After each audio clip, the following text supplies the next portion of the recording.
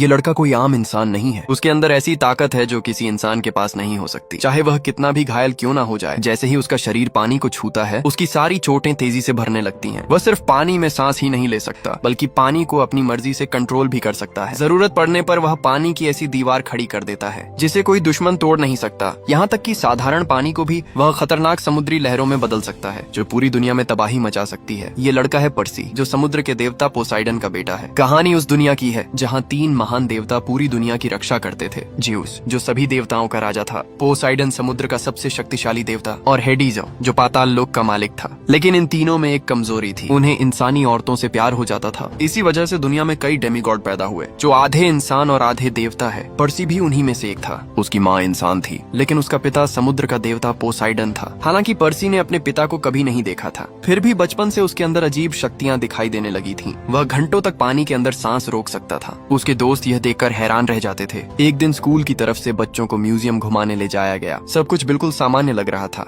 लेकिन तभी उसकी टीचर ने उसे अकेले एक कमरे में बुलाया। पर्सी धीरे धीरे उसके पीछे अंदर चला गया। उसे बिल्कुल अंदाजा नहीं था कि उसकी जिंदगी अब हमेशा के लिए बदलने वाली है। जैसे ही वह कमरे में पहुंचा, उसकी टीचर अचानक एक खतरनाक राक्षसी देवी में बदल गई। वह ऊंची शेल्फ पर चढ़ गई और अपने नुकीले दांत और पंजे दिखाते हुए बोली, तुमने ज्यूस का बिजली वाला हथियार चुराया है, वो कहाँ है? पर्सी घबरा गया। उसे समझ ही नहीं आया कि वह क्या कह रही है। वह पर्सी पर अटैक करती है। वह बार बार कहता है कि उसने कुछ नहीं चुराया, लेकिन तभी म्यूजियम का क्यूरेटर वहाँ आ गया, जो असल में पर्सी का रक्षक होता है। उसने उस राक्षसी देवी को धमकाते हुए कहा, अगर तुमने इन्हें नुकसान पहुँचाया तो मैं तुम्हें खत्म कर दूंगा। यह सुनते ही वह देवी वहाँ से भाग गई। इसके बाद पर्सी को सच्चाई का पता चलता है। असल में कुछ दिन पहले ज्यूस का सबसे ताकतवर हथियार चोरी हो गया था और किसी ने इल्जाम पर्सी पर लगा दिया था। ज्यूस को यकीन था कि ये काम पोसाइडन के बेटे ने किया है। उसने गुस्से में पोसाइडन को धमकी दी, अगर 14 दिनों के अंदर हथियार वापस नहीं मिला तो देवताओं के बीच भयानक युद्ध शुरू हो जाएगा। पोसाइडन अपने बेटे को बचाना चाहता था, इसलिए उसने पर्सी की सुरक्षा के लिए रक्षक भेजे थे। पर्सी अब खतरे में था, क्योंकि उसकी असली पहचान सबके सामने आ चुकी थी।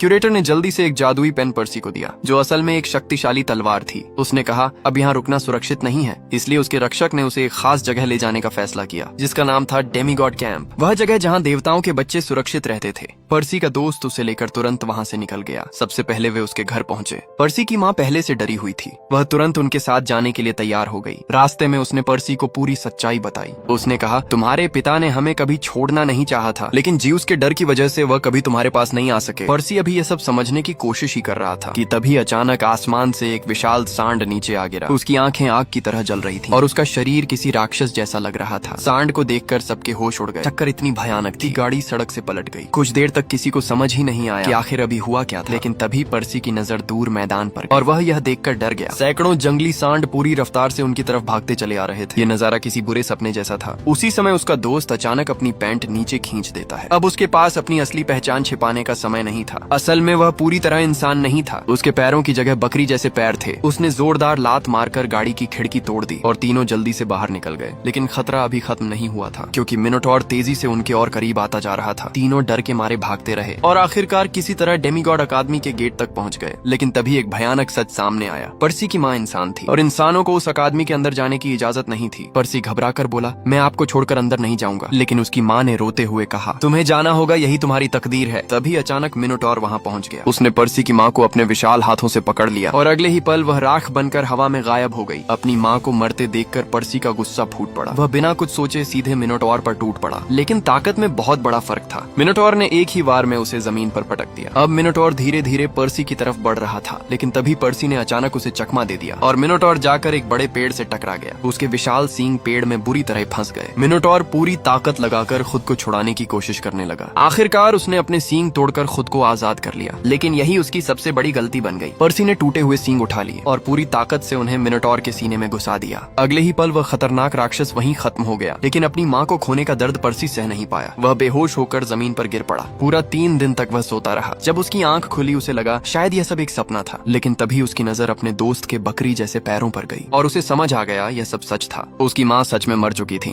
कुछ समय बाद अपने दुख को दिल में दबाकर पर्सी ने एक बड़ा फैसला लिया। वह ज्यूस से न्याय मांगने वाला था, लेकिन उससे पहले उसे डेमीगॉड अकादमी में ट्रेनिंग लेनी थी, क्योंकि अब सिर्फ ताकत ही उसे सच तक पहुंचा सकती थी। अकादमी में रहते हुए पर्सी की मुलाकात एक खूबसूरत लड़की से हुई। उसका नाम था एना। वह युद्ध की देवी एथेना की बेटी थी। पर्सी उसे देखते ही पसंद करने लगा। लेकिन एना बाकी लड़कियों जैसी नहीं थी। वह बेहद तेज और खतरनाक फाइटर थी। एक दिन ट्रेनिंग के दौरान इंसान दोनों आमने सामने आ गए। शुरुआत में मुकाबला बराबरी का लग रहा था, लेकिन कुछ ही सेकंड में एना ने पर्सी की हालत खराब कर दी। सब लोग उसका मजाक उड़ाने लगे। तभी अचानक पर्सी को एक अजीब आवाज सुनाई दी, पानी में जाओ, पानी तुम्हें ताकत देगा। पर्सी धीरे धीरे पानी के पास गया और अपना हाथ उसमें डाल दिया। जैसे ही पानी उसके शरीर को छुआ, उसके सारे घाव तेजी से भरने लगे। उसे महसूस हुआ उसके अंदर अचानक नई ताकत आ गई है। अब पर्सी पूरी तरह बदल चुका था। वह दोबारा उठा और आसानी से अपने सारे विरोधियों को हरा दिया। यह देखकर सब लोग हैरान रह गए, यहाँ तक कि एना भी पहली बार उससे प्रभावित हुई। धीरे धीरे दोनों के बीच दोस्ती बढ़ने लगी। लेकिन उसी रात जब पूरा कैंप जीत का जश्न मना रहा था, अचानक शांत जलती आग भड़क उठी। आग के बीच से एक खतरनाक राक्षस बाहर निकला। वह था अंडरवर्ल्ड का राजा हेडीज। उसकी मौजूदगी से पूरा माहौल डरावना हो गया। हेडीज ने सीधे पर्सी की तरफ देखा और कहा, तुम्हारी माँ अभी जिंदा है। ये सुनते ही पर्सी चौंक गया। फिर हेडीज उससे कहता है, अगर तुम ज्यूस का बिजली वाला हथियार मुझे लाकर दे दो तो मैं तुम्हारी माँ को वापस लौटा दूंगा। हालांकि पर्सी को ज्यूस का हथियार कहाँ है इस बारे में कुछ भी नहीं पता था, लेकिन अपनी माँ को बचाने के लिए उसे हर हाल में अंडरवर्ल्ड जाना ही था। उस रात जब पूरा कैंप सो रहा था, पर्सी चुपचाप अकेले निकलने लगा।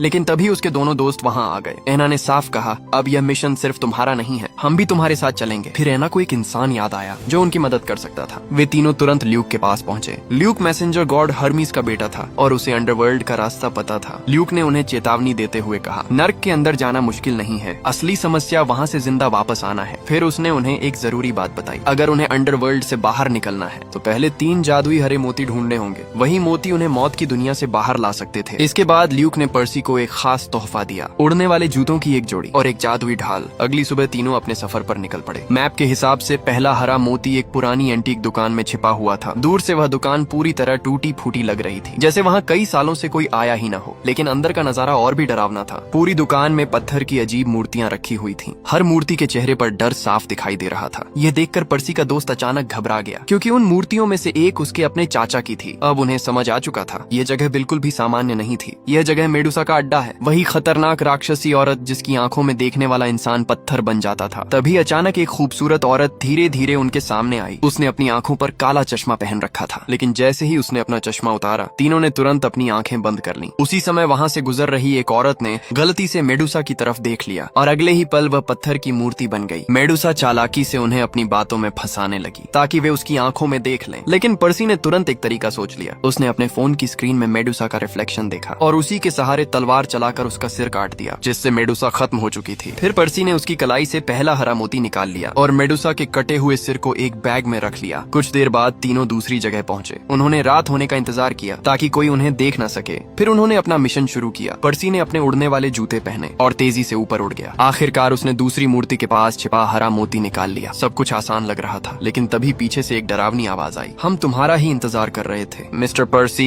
तीनों ने मुड़कर देखा, वहाँ एक अजीब केयरटेकर खड़ा था। उसने कहा, बस हमें ज्यूस का बिजली वाला हथियार दे दो, फिर तुम लोग यहाँ से जा सकते हो। पर्सी गुस्से में बोला कि मेरे पास कोई हथियार नहीं है। लेकिन अगले ही पल केयरटेकर का शरीर बदलने लगा और देखते ही देखते वह एक विशाल 9 सिर वाले ड्रैगन में बदल गया, जिसका नाम हाइड्रा था। ये देखकर तीनों डरकर भागने लगे। पर्सी ने अपनी जादुई ढाल निकालकर हमला करने की कोशिश की, लेकिन हाइड्रा की आग इतनी खतरनाक थी कि उसकी ढाल तक जलने लगी। पर्सी बुरी तरह फंस चुका था। तभी उसकी नजर पास के पानी पर पड़ी। अचानक उसके दिमाग में एक आइडिया आया। उसने अपनी ताकत से पानी को कंट्रोल किया और एक विशाल पानी का हमला तैयार कर दिया। कुछ पल के लिए हाइड्रा पीछे हट गया, लेकिन वह समुद्र का साधारण सांप नहीं था। उसने जल्दी ही पानी की ताकत तोड़ दी। स्थिति फिर से खतरनाक हो गई। तभी सही समय पर पर्सी के दोस्त ने मेडुसा का कटा हुआ सिर निकाल लिया। जैसे ही हाइड्रा ने उसकी आंखों में देखा, वह धीरे धीरे पत्थर में बदल गया। कुछ ही सेकंड में वह एक विशाल पत्थर की मूर्ति बन चुका था। तीनों ने राहत की सांस ली, लेकिन उन्हें पता था कि असली खतरा अभी बाकी है। वे तुरंत अगली जगह के लिए निकल पड़े। मैप के हिसाब से तीसरा हरा मोती लास वेगास में था। जैसे ही वे वहाँ पहुँचे, एक वेटर मुस्कुराते हुए उनके पास आया। वह उन्हें एक शानदार होटल और कैसीनो के अंदर ले गया। फिर उसने कहा, आज स्पेशल गेस्ट के लिए सब कुछ फ्री है, और मुफ्त में स्वादिष्ट पेस्ट्री खाने को दी। तीनों बिना सोचे समझे उसे खा लेते हैं, लेकिन उन्हें नहीं पता था कि यह एक चाल है। कुछ ही देर में उनका दिमाग सुन्न होने लगा। वे अपना मिशन तक भूल गए। अब वे बस कैसीनो में मजे कर रहे थे, जैसे उन्हें किसी चीज की परवाह ही न हो। तभी अचानक पर्सी को फिर वही रहस्यमयी आवाज सुनाई दी, फूल मत खाओ, ये जगह तुम्हें हमेशा के लिए कैदी बना देगी। ये सुनते ही पर्सी को होश आ गया। उसने तुरंत एना और अपने दोस्त को जगाया। तीनों को समझ आ गया कि यह जगह लोगों को हमेशा के लिए फंसा कर रखती है। वे जल्दी जल्दी तीसरा हरा मोती ढूंढने लगे। आखिरकार उन्हें वह मोती मिल गया, लेकिन तभी कैसीनो का स्टाफ उनके पीछे पड़ गया। बिना समय गंवाए पर्सी ने बाहर खड़ी एक सुपरकार चुरा ली और तीनों पूरी रफ्तार से वहाँ से भाग निकले। अब उनका अगला पड़ाव था अंडरवर्ल्ड का दरवाजा। सुपरकार की वजह से जो सफर 8 घंटे का था, वे उसे सिर्फ 3 घंटे में पूरा कर लेते हैं। कुछ देर बाद उन्हें अंडरवर्ल्ड का रास्ता मिल जाता है। वह जगह जगह बेहद डरावनी थी। चारों तरफ अंधेरा, आग और चीखों की आवाजें गूंज रही थीं। अंदर जाने के लिए उन्हें वहाँ के रखवाले को रिश्वत देनी पड़ती है। फिर वे आगे बढ़ते हैं और आखिरकार अंडरवर्ल्ड के राजा हेडीज तक पहुँच जाते हैं। हेडीज मुस्कुराते हुए पर्सी को अपने पास बुलाता है। वह बड़े आराम से कहता है, अब मुझे ज्यूस का बिजली वाला हथियार दे दो, क्योंकि अगर उसके हाथ वह हथियार लग गया तो वह आसानी से ज्यूस को हरा सकता था और फिर पूरे माउंट ओलंपस पर कब्जा कर सकता था। हेडीज इस अंधेरी दुनिया से तंग आ चुका था। वह देवताओं का राजा बनना चाहता था, लेकिन पर्सी ने साफ कह दिया, मैंने कोई हथियार नहीं चुराया। ये सुनते ही हेडीज गुस्से से भर गया। तभी उसने एक सोल बॉक्स खोला और उसके अंदर से धीरे धीरे पर्सी की माँ दिखाई देने लगी। उसे देखकर पर्सी भावुक हो गया और तुरंत उसकी तरफ दौड़ पड़ा। लेकिन तभी हेडीज की नजर पर्सी की ढाल पर पड़ी और उसी ढाल के अंदर छिपा हुआ था ज्यूस का बिजली वाला हथियार। अब पर्सी भी समझ गया कि उसे फंसाया गया था। असल में यह सब ल्यूक की साजिश थी, वही ल्यूक जिसने उन्हें रास्ता दिखाया था। वह देवताओं से नफरत करता था और चाहता था कि देवताओं के बीच युद्ध शुरू हो जाए ताकि सब एक दूसरे को खत्म कर दें। लेकिन हेडीज को इस सच्चाई का बिल्कुल पता नहीं था। अब जब उसे हथियार मिल चुका था, वह उन सबको नरक के सबसे खतरनाक हिस्से में फेंकने वाला था। तभी अचानक पर्सी के दोस्त ने मौका देखकर बिजली वाला हथियार छीन लिया और सीधे हेडीज पर हमला कर दिया। हेडीज जोरदार धमाके के साथ पीछे जा गिरा। असल में पर्सी का दोस्त भी हेडीज की क्रूरता से परेशान था। उसे पता था कि अगर देवताओं के बीच युद्ध हुआ तो पूरी दुनिया तबाह हो जाएगी, इसलिए उसने हथियार वापस पर्सी को दे दिया और कहा कि जल्दी जाओ और ज्यूस को रोको, वरना पूरी दुनिया तबाह हो जाएगी। तभी उन्हें एक और बड़ी समस्या का एहसास हुआ। अब वहाँ 4 लोग थे, पर्सी और उसकी माँ, एना